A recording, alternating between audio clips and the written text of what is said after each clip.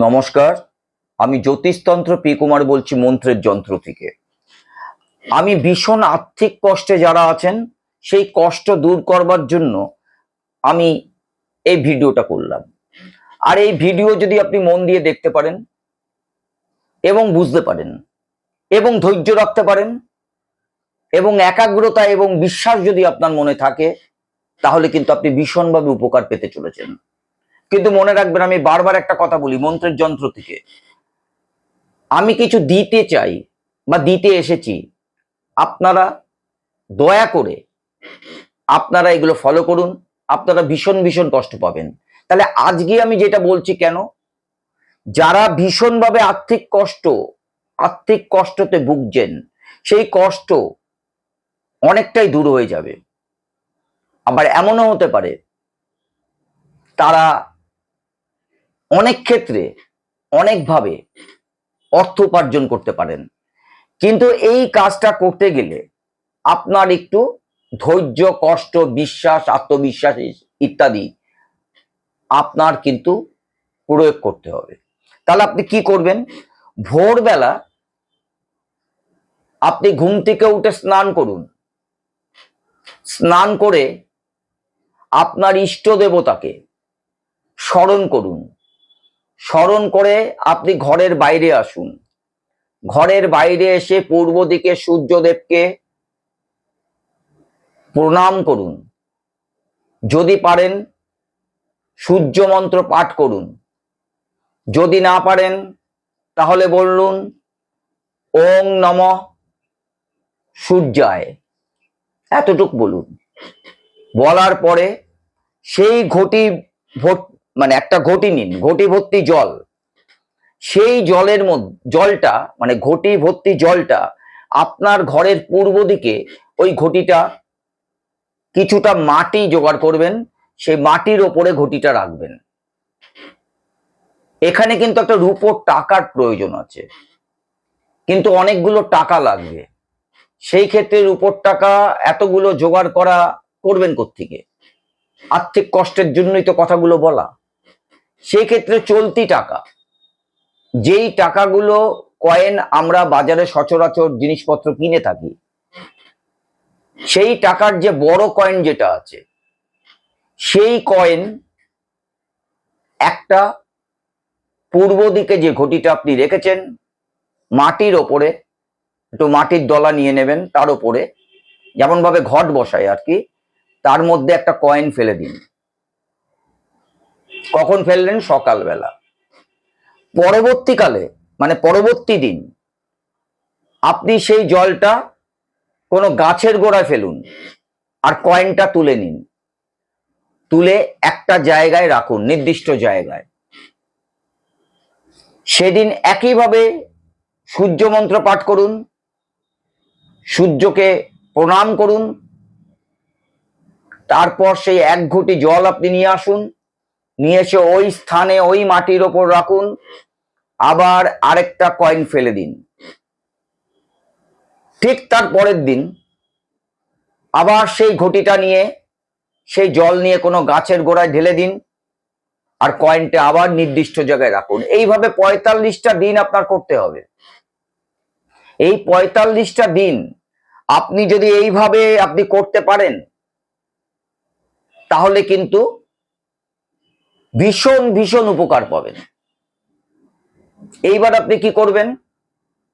৪৫টা দিন চলে যাবার পরে আপনি ওই যে কয়েনগুলো, ৪৫টা কয়েন আপনি যে সংগ্রহ করেছেন ৪৫ দিন কষ্ট করে, এই পয়সাটা আপনি কিন্তু কোনো কারণে খরচা করবেন না। ওই ৪৫টা টাকা, ১ টাকা করে ৪৫টা মুদ্রা আপনি একটা প্লাস্টিকে ভরে আপনি সেটা আপনার লকারে রাখুন। দ্বিতীয়ত, কোনো পূর্ণিমাতে যদি বৃষ্টি হয়, তাহলে সেই জলটা আপনি ধরে রাখুন। এবার আপনি বলতে পারেন প্রত্যেক পূর্ণিমাতে কি বৃষ্টি হয়? না, হয় না। যদি না হয়, পূর্ণিমা অবধি আপনি অপেক্ষা করুন। পূর্ণিমাতে যদি বৃষ্টি হয় ভালো, নচেত তারপরেও যদি বৃষ্টি হয়, সেই ক্ষেত্রে একটা পাত্রে বৃষ্টিটাকে ধরুন, একটা তামার বাটিতে সেই বৃষ্টিটার ধরুন, যেন ডাইরেক্ট আকাশ থেকে আপনার ওই তামার বাটিতে এসে পড়ে। তারপর আপনি জলটা একটা ছোট্ট বোতলে, এতটুকু একটা শিশিরি বা বোতলে আপনি সেই জলটা ভরে মুখটা বন্ধ করে দিন। বন্ধ করার পর আপনি যেই জামা প্যান্ট পরেন বা পাঞ্জাবি পরেন, তার বাঁ পকেটে সেই বোতলটা সব সময় রাখবার চেষ্টা করুন। আমি আপনাকে কথা দিচ্ছি, আমি যেই কথাগুলো মন্ত্রের যন্ত্রতে বলছি, সেই কথাগুলো কিন্তু রিটার্ন আপনি পাবেন। তাই যারা ভীষণ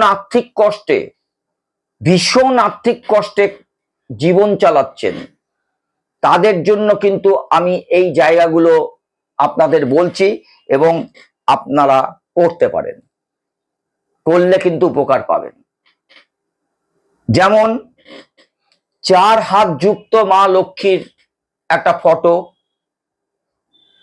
বা একটা প্রতিমা আপনারা একদমে কিনে আনুন। কিনে এনে ঘরের পূর্ব মুখে আপনি ওনাকে বসান। কি বললাম? 4 হাত লক্ষ্মী প্রতিমা বা ফটো এনে ঘরের পূর্ব দিকে তাকে স্থাপন করুন। আর তার পায়ের সামনে একটা বড় কয়েন, আমি আবার বলতে বাধ্য হচ্ছি, রূপোর কয়েন হলে ভালো হয়। যারা ভীষণভাবে আর্থিক কষ্ট ভুগছেন, তারা রূপোর কয়েন কিভাবে জোগাড় করবেন? সেই ক্ষেত্রে আমরা যেই কয়েনগুলো দিয়ে জিনিসপত্র কিনি, বাজারে চলতি কয়েন, সেই কয়েনের বড় কয়েন একটা সেই মা লক্ষ্মীর পায়ে রাখুন। রাখার পরে আপনি একটা ঘিয়ের প্রদীপ জ্বালান। ঘিয়ের প্রদীপ জ্বালিয়ে সামনে একটা ছোট্ট লাল কাপড়ে একটু আতপ চাল দিন, আর দেবেন একটা লবঙ্গ। আমি আবার বলছি, ঘরের পূর্ব দিকে 4 হাত মা লক্ষ্মী ফটো বা প্রতিমা এনে সসম্মানে তাকে এখানে বসান। বসিয়ে রূপোর কয়েন হলে ভালো হয়, না হলে একটা কয়েন, সাধারণ কয়েন, সেই কয়েন আপনি মা লক্ষ্মীর পায়ে রাখুন।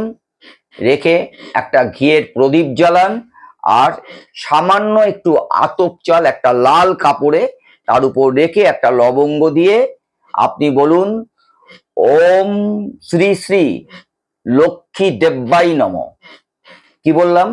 ওম শ্রী শ্রী লক্ষ্মী দেব্যাই নমঃ।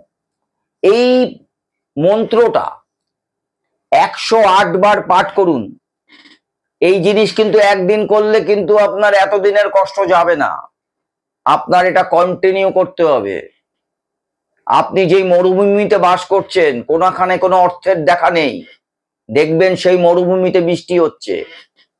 আমি সত্যি কথা আপনাদের বলছি, আপনারা যদি করতে পারেন, দুর্ভিক্ষ যেখানে হচ্ছে সেখানে যদি করতে পারেন, সেখানে বৃষ্টি হচ্ছে। অর্থাৎ হচ্ছে যে ভীষণ আর্থিক কষ্টে যারা জর্জরিত, সেখানে কিন্তু অর্থের দেখা আপনি পেতেই পারেন, পাবেনই। এই কাজ করতে হবে। এই 108 বার যে মন্ত্রটা হচ্ছে ওম শ্রী শ্রী লক্ষ্মী দেব্যাই নমঃ। এটা 100 বার পাঠ করবেন। কতদিন? 45 দিন। যখনই আপনি পুজোটা করবেন, তখনই এই মন্ত্র 108 বার পাঠ করবেন, এবং কন্টিনিউ 45 দিন। এই 1.5 মাস যদি আপনার ধৈর্য, আত্মবিশ্বাস, ভালোবাসা, ভক্তিপূর্ণ মনোভাব, এগুলো যদি নিয়ে আপনি চলতে পারেন, আমি বলবো না আপনাকে মা লক্ষ্মী বলে দেবেন, আপনি যে ভীষণ অর্থ কষ্টে ভুগছেন তার উদ্ধারের কথা। নমস্কার।